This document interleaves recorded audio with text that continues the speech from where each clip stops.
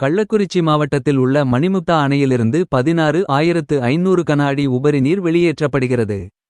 இதனால் மாவட்ட நிர்வாகம் மூலம் கரையோர மக்களுக்கு வெள்ள அபாய எச்சரிக்கை விடுக்கப்பட்டுள்ளது.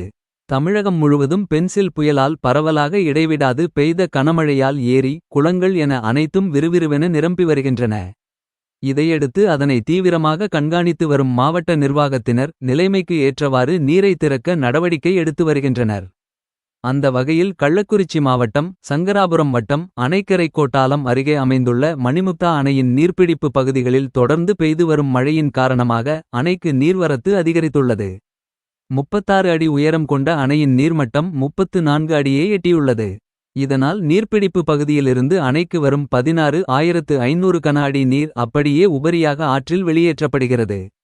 அணையின் நீர்பிடிப்பு பகுதிகளில் பெய்து வரும் மழை காரணமாக அணைக்கு வரும் நீரின் அளவு அதிகரிக்கும் என்றும், அவ்வாறு அதிகரிக்கும் பட்சத்தில் அணையிலிருந்து உடனடியாக உபரிநீர் திறந்து விடவும் கரையோர பகுதி மக்கள் பாதுகாப்பாக இருக்கவும் மாவட்ட ஆட்சியர் அறிவுறுத்தினார்.